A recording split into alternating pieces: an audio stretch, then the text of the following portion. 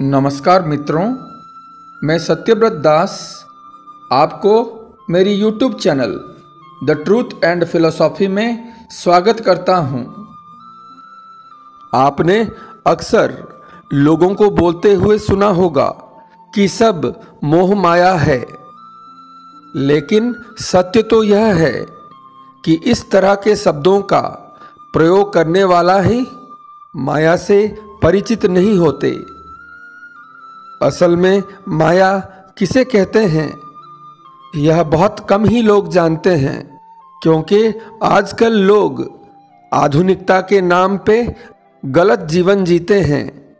जो लोग आध्यात्म से जुड़े हैं, सिर्फ वही व्यक्ति माया को समझ सकता है और उससे मुक्त हो सकता है। हमारे ग्रंथ हमें बताते हैं कि माया क्या है। लोगों ने उसको गलत मतलब ही निकाल पाए। इसीलिए आज यह जानना और इसका प्रचार करना बेहद जरूरी है कि असलियत में माया क्या है। इस प्रकार माया शब्द का अर्थ ऋग्वेद में अलौकिक शक्ति, रहस्यमय इच्छा शक्ति और अंतर्निहित रहस्य, भ्रम या जादू के विचार पर अधिक जोर दिया गया। माया का सिद्धांत वेदांत दर्शन के स्तंभों में से एक है। माया शब्द मां से लिया गया है, जिसे मापने के लिए या जिसके द्वारा मापा जाता है, जिसका अर्थ है दुनिया का वह मायावी प्रक्षेपण जिसके द्वारा पूरे ब्रह्मांड को मापा जाता है। अब देखिए, आपके आसपास की कितनी ही चीजें हैं जो आसानी से मापी जा सकती है। जैसे कि दूरी को मापा जा सकता है, तापमान को मापा जा सकता है, पानी को भी मापा जा सकता है, आयतन को मापा जा सकता है, यहाँ तक कि समय को भी माप लिया जाता है। इसीलिए इन्हें माया कहा जाता है। सरल शब्दों में कहा जाए तो जिसे मापा जा सकता है वह सब माया है। माया हमेशा बदलती रहती है, जिस तरह माप बदलता रहता है। यदि आप इसमें फंसे तो यह आपको नियंत्रित करना सीख लेती है। जैसे आज ज़्यादा पैसे कमाए हैं तो खुशी का अनुभव करते हैं, और वही कल कम पैसे कमा पाए तो व्यक्ति दुखी हो जाता है। यह दर्शाता है कि आप माया के जाल में फंस चुके हैं, क्योंकि व्यक्ति को सिर्फ अपने कर्म से खुशी मिलनी चाहिए और अपने प्रयास करने चाहिए। चिंता करना भी स्वाभाविक है, पर सब कुछ होते हुए भी और की इच्छा रखने के लिए रोना तो दुर्भाग्य ही होगा। ऐसे कुछ तुच्छ कारण जो आपको प्रभावित करने में लगे हैं, वह माया में लिप्त होने के संकेत है। आप एक मुसाफिर हैं, तो आपको एक अच्छे वाहन की तलाश करनी चाहिए, ना कि किसी वाहन के लिए चिंता करना चाहिए। अर्थात आपका जीवन इसी प्रकार का है, जहां आपको सफर पूरा करना है। सफर को ठीक तरह से पूरा करने के लिए अच्छा और सुरक्षित वाहन का चुनाव करना आपका कर्तव्य है, लेकिन उसके प्रति अनावश्यक चिंता करना पूरी तरह व्यर्थ है, क्योंकि यह माया है, सत्य नहीं है। हमेशा बदलती हुई तमाम घटनाएं और आपके आसपास के चीजें ही माया है। स्थिरता तब आती है जब आप अपने अंदर किसी ऐसी चीज पर ध्यान लगाते हैं जो बदल नहीं रही है, जो पूरे समय एक समान रहती है। इसे ही माया के जाल से बाहर निकलना कहा जाता है। जिसको नहीं मापा जा सकता वह माया नहीं है। अब आपको यह जरूर सोचना चाहिए कि आखिर ऐसा क्या है जिसे मापा नहीं जा सकता, और आप देखेंगे कि आपको इसका जवाब मिल गया है। अब सवाल उठता है कि आखिर सब कुछ माया है, तो ऐसा क्या है जो माया नहीं है? दिमाग पर हल्का सा भी जोर लगाएं तो आपको समझ में आएगा कि दुनिया में सिर्फ वही चीजें हमें मूल सुख दे सकती है जो माया नहीं है, जिन्हें मापा नहीं जा सकता। सत्य को मापा नहीं जा सकता। सत्य, चैतन्य और आनंद, यही ईश्वर है। परमात्मा क्या है? सत्य का अर्थ है सत्य, चित्त का अर्थ है चेतना, और आनंद का अर्थ है आनंद। ईश्वर सत्य, चेतना और आनंद है। इन्हें मापा नहीं जा सकता, और आप भी यही हो। आपकी आत्मा का स्वभाव आनंद है। आनंद को मापा नहीं जा सकता, प्रेम को भी मापा नहीं जा सकता, और यह सब माया नहीं है। व्यक्ति जब अपनी इंद्रियों को नियंत्रित करने में पूरी तरह असमर्थ हो जाता है, उस समय लोग उसे कहते हैं कि वह इंसान पूरी तरह माया में उलझा हुआ है। मतलब यही है कि वह जिंदगी के मूलों को भूलकर छोटी छोटी तुच्छता दिखा रहा है। अर्थात मनुष्य ऐसे कर्मों में, ऐसी चीजों की उत्पत्ति करने में फंस जाता है जो बिल्कुल भी स्थायी नहीं है। जब आप यह जानते हैं कि कोई चीज स्थायी नहीं है, तो आपको उसमें अपना मन नहीं लगाना चाहिए, बल्कि आपको उस पर ध्यान केंद्रित करना चाहिए जो सर्वज्ञ और सर्वथा है।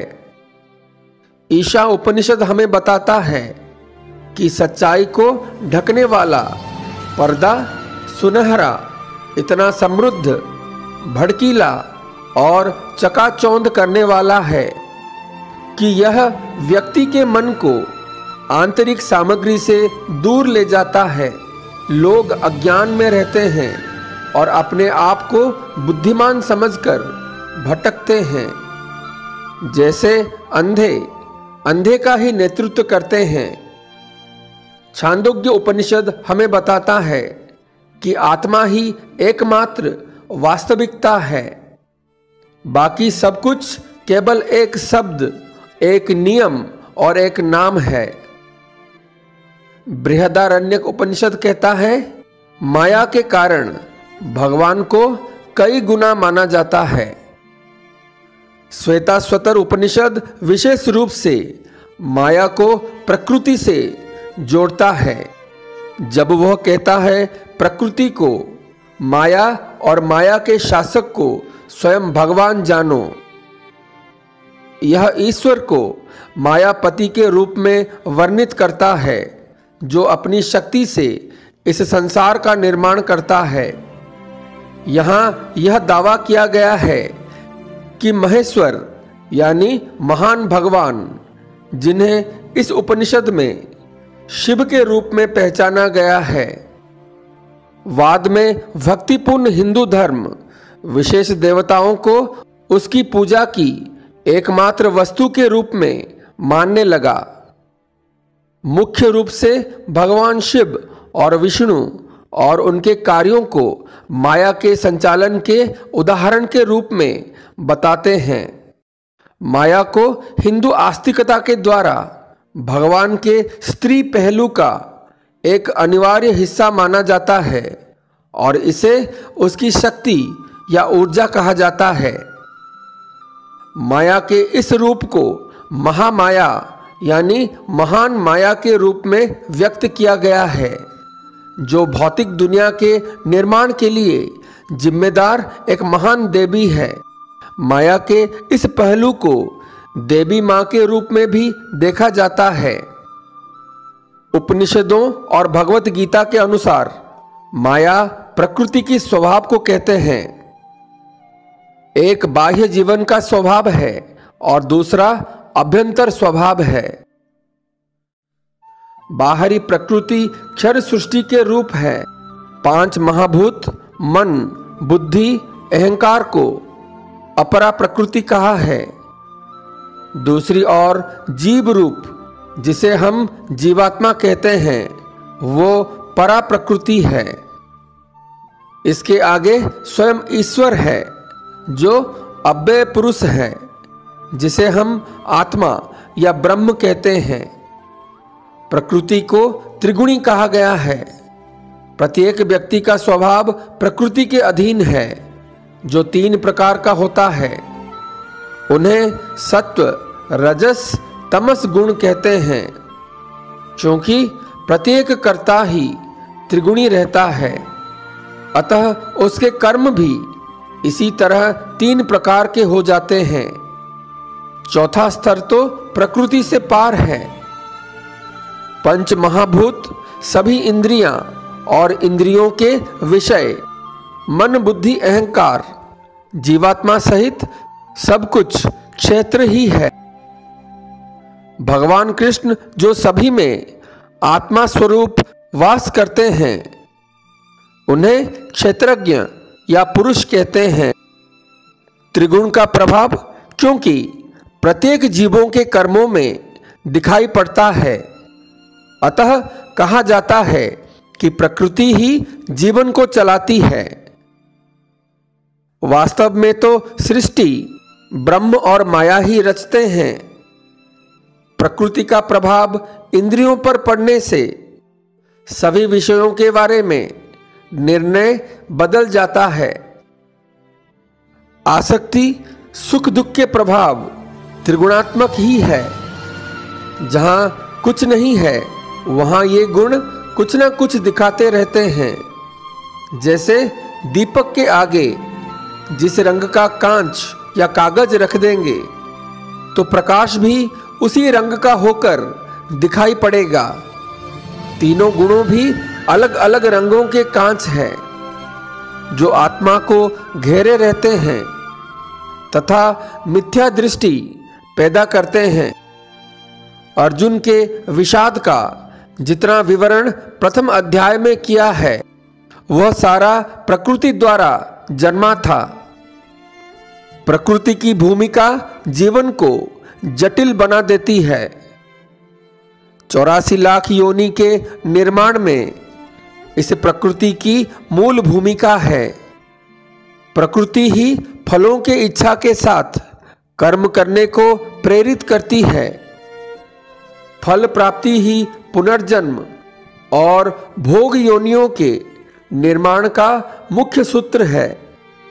यही ब्रह्म का विवर्त है।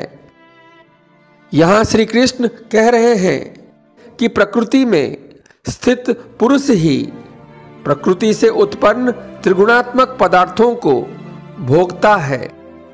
इन गुणों का संग ही जीवात्मा के अच्छी या बुरी योनियों में जन्म लेने का कारण है। माया प्रकृति से भिन्न है। प्रकृति तो पुरुष को आवृत करके रखती है। सही अर्थों में तो ब्रह्म और माया दोनों को ही आवृत रखती है, ताकि इनके स्वरूप को जाना ना जा सके। त्रिगुण के कारण माया भी गुण युक्त नजर आती है। भेद दृष्टि के कारण यहां माया और प्रकृति अभेद दिखाई पड़ती है, किंतु है नहीं। माया तो ब्रह्म का बल है, आवरण नहीं। माया की शिथिलता ही ब्रह्म की शिथिलता होगी। माया ही ब्रह्म में प्राण फूंकती है, ब्रह्म को त्रिगुण से बाहर निकलने को प्रेरित करती है। त्रिगुण से बाहर निकलते ही जीव सांसारिक कामनाओं को समझ पाने की स्थिति में आ जाता है। बुद्धि के संशय मिट जाते हैं। माया ही कामना है। माया से उत्पन्न कामनाएं भी विकृत दिखाई पड़ती है। प्रकृति से पार पाना मुक्ति का द्वार खोलता है। यहाँ जीव और माया का द्वंद्व रहता है। यहाँ श्री कृष्ण कह रहे हैं कि कोई जीव मेरी कृपा के बिना माया का पार नहीं पा सकता। निद्रा में रहने वाले व्यक्ति के मन में इच्छा नहीं उठती। प्रलय काल में जलरूपी समुद्र शांत या सुप्त है। मानो शेषनाग हिल रहा है, लहरें उठ रही है, बुलबुले बहने लगे हैं। सृष्टि का यही प्रारंभिक रूप है। निद्रा से जागते ही मन में कुछ करने की इच्छा उठ खड़ी होती है। इच्छा, कामना, माया, क्षुधा, यह सब पर्यायवाची शब्द है। अमृत सृष्टि में शुद्ध कामना होती है। कामना को ही सृष्टि का बीज कहते हैं। यहां तक कोई प्रकृति नहीं होती। प्रकृति की साम्य अवस्था ही प्रलय कहलाती है। प्रलय काल में सभी योनियों के कारण शरीर रह जाते हैं, जो सृष्टि काल में पुनः स्थूल शरीर धारण करते हैं। कर्म को माया प्रकृति स्वरूप प्रदान करते हैं। प्रारब्ध कर्मों के फल भी इच्छा को प्रभावित करते हैं। यही ईश्वर की इच्छा कही जाती है। इसमें आगे जीव की इच्छा जुड़ जाती है। यहाँ प्रकृति के 3 भाव जुड़ते हैं। भोग योनियों में स्वतंत्र कर्म की संभावना कम रहती है। केवल सात्विक या योगी प्रवृत्ति का जीव यदि इन योनियों में जाता है तो उसका आत्मा जागृत रहता है। आत्मा के साथ कर्म का क्षेत्र वर्ण के रूप में ही आता है। सत्व, रज और तम ही आत्मा के 3 वर्ण है।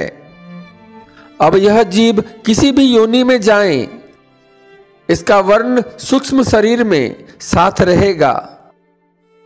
यूं तो लोगों ने माया शब्द के जाने कितने ही अलग अलग अर्थ निकाले हैं, जिसमें से एक और प्रमुख अर्थ है कि माया जिसका कोई रूप है, लेकिन जब आप इसे पकड़ने की कोशिश करते हैं तो वह आपके हाथ में नहीं आती है। दुनिया में सब कुछ ऐसा ही है।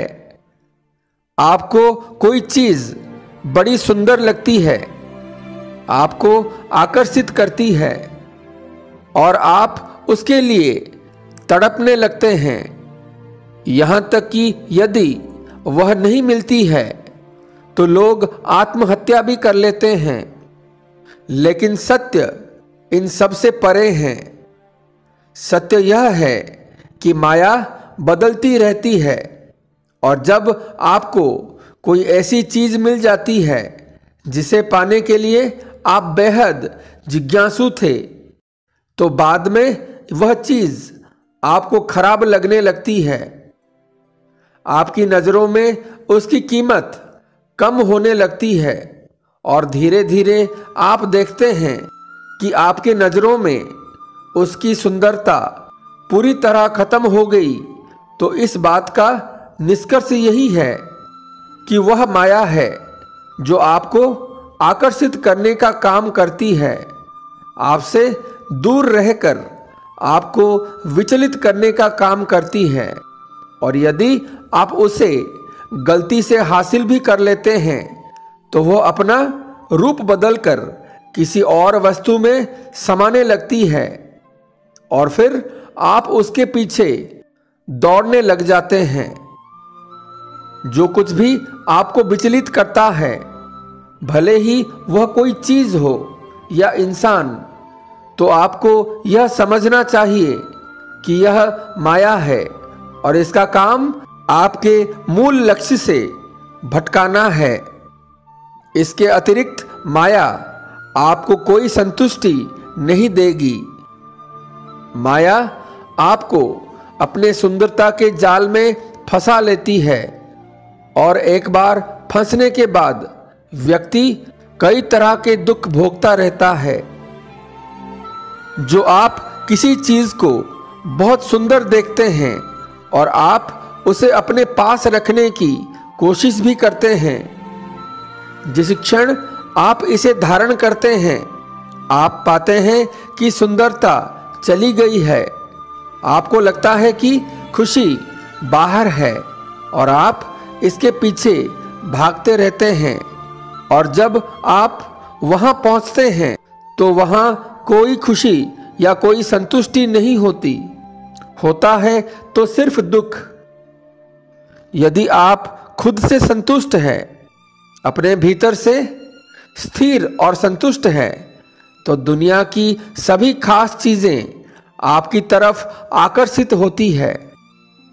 हर वह चीज जो हमें अपनी तरफ खींचती है, आकर्षित करती है, हमारे मन में उसको पाने का भाव बनाती है, वह सब माया है। और उसका काम सिर्फ एक ही है, आपको आपके मूल मकसद से भटकाना है। जिसके बाद ना तो आपको आपका मकसद प्राप्त होता है, ना ही उस चीज से संतुष्टि मिलती है जिसकी तरफ आप भाग रहे होते हैं। यही तो माया है।